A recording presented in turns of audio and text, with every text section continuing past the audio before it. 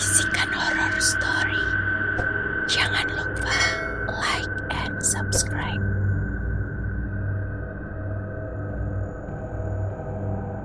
Ahmad yang saat ini sedang melanjutkan pendidikan di bangku kuliah di suatu kota bersama dengan keluarganya. Pada hari ini di mana ketika Ahmad sedang melakukan ujian akhir di kampusnya bersama dengan sahabat kecilnya yaitu Cecil. Ketika ujiannya telah usai, Cecil pun menghampiri Ahmad.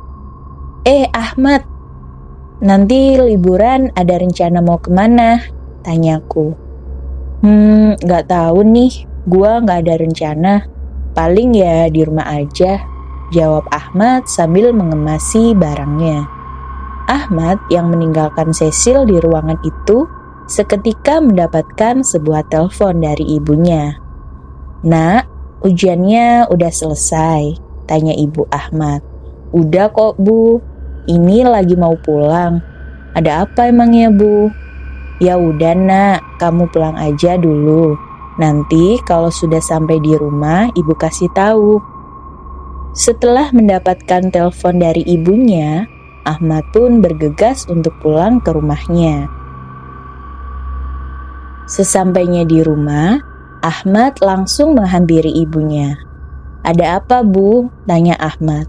Ini Mat, kamu besok pergi ke rumah kakek ya, bersih-bersih di sana. Dan kalau bisa ajak temen biar kamu gak sendirian di sana. Emangnya kenapa bu? Rumah itu kan udah tua, buat apa dibersihin? Lagian kalau dibersihin juga gak ada yang nempatin ini kan? Rumah itu kan sudah lama tidak dibersihkan. Nanti malah rumah itu dianggap angker. Halah bu, ngapain masih percaya sama hal kayak gituan? Ini kan zamannya udah beda. Sontak Ahmad dengan menaikkan nada suaranya. Ya udahlah, sana kamu bersihin aja biar rumah itu keurus. Iya dah bu, besok Ahmad kesana sama teman.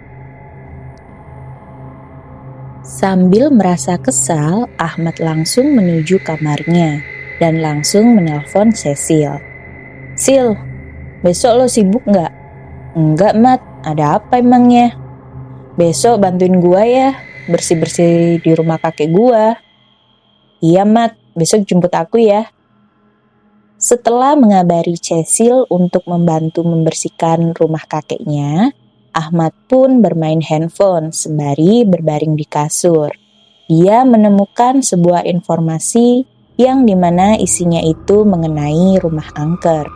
Dalam artikel itu, Ahmad membaca bahwa ketika rumah sudah lama tidak ditempati dan tidak dibersihkan, maka rumah tersebut akan menjadi tempat berkumpulnya para makhluk halus. Halah, masih aja percaya sama hal kayak gituan. Hei makhluk halus, itu gak ada di sini. Mereka udah beda alam.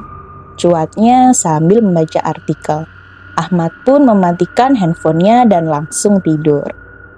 Keesokan harinya, pada saat matahari mulai terbit, Ahmad bangun dari tempat tidurnya untuk bersiap-siap pergi ke tempat kakeknya. Selang beberapa lama ketika ia sudah selesai bersiap-siap, Ahmad pun langsung mengabari Cecil kalau ia akan segera menjemputnya dan menyuruh Cecil bersiap-siap. Sil, udah siap belum? Ini lagi dandan Mat. Ya udah, gua jemput sekarang ya. Ahmad langsung keluar dari rumahnya dan menaiki motornya menuju rumah Cecil, yang jaraknya tidak begitu jauh dari rumahnya. Sesampainya di rumah Cecil, Ahmad menunggu sambil membayangkan bahwa rumah kakeknya itu penuh dengan makhluk halus dan mengganggu mereka ketika membersihkan rumah tersebut. Karena melihat artikel yang ia baca kemarin, Cecil yang melihat Ahmad sedang melamun, datang dan mengagetkan Ahmad. Dor! Woi, apaan sih lu Sil? Ngagetin gua aja, sontak Ahmad yang merasa terkejut. Ya lagian, kamu ngapain ngelamun sendirian? Ya udah, ayo berangkat sekarang.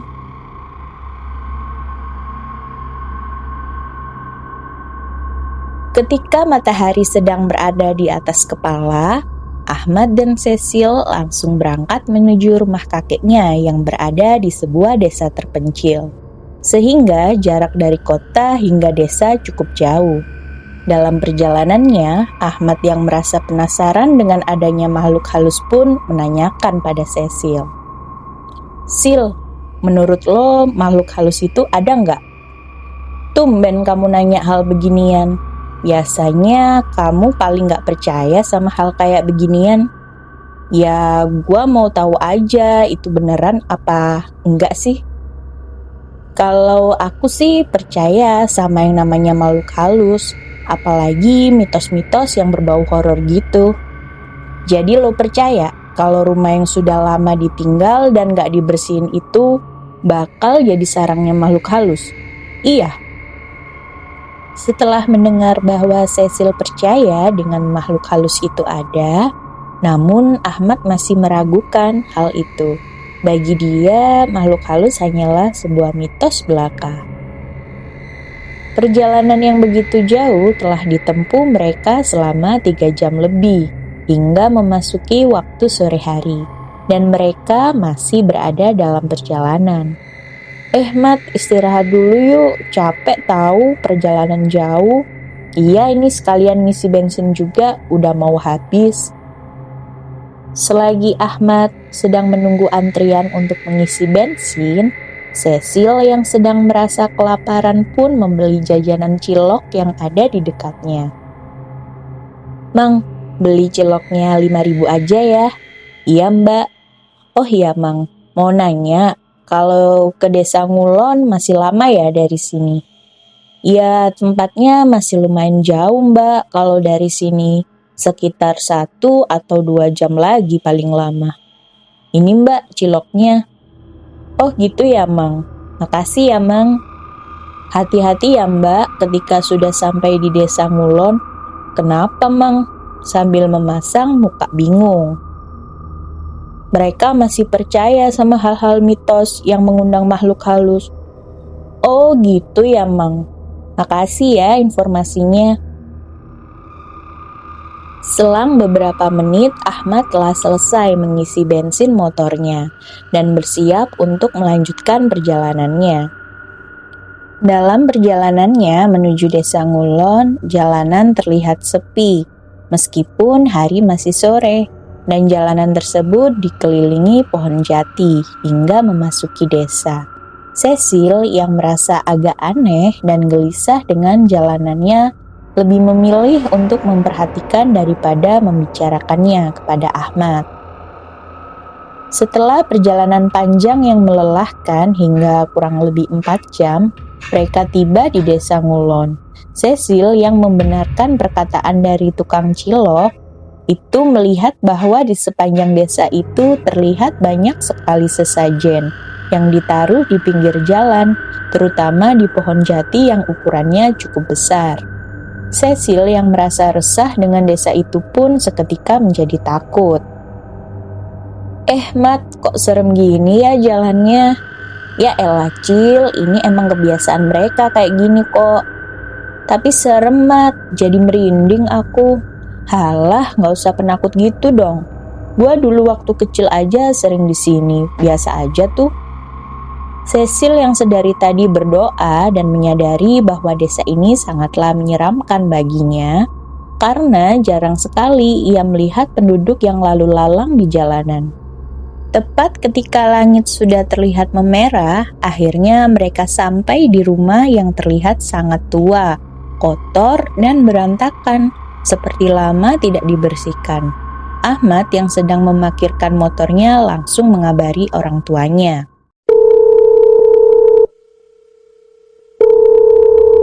"Halo Bu." "Halo Nak, ini Ahmad sudah sampai di rumah kakek. Rumahnya kotor banget Bu, berantakan. Jadi males mau bersihinnya." "Jangan gitu Nak, walaupun berantakan juga itu kan tetap rumah kakek kamu." "Oh iya, Ibu mau ngasih tahu aja, Pak Mali bersih-bersih di malam hari Nak." Ahmad yang tidak percaya akan mitos itu pun sontak menaikkan nada suaranya. Halah Bu, nggak usah khawatir. Nggak bakalan ada hal seperti itu. Ya udah nak, ibu kan cuma ngasih tahu aja. Hati-hati ya.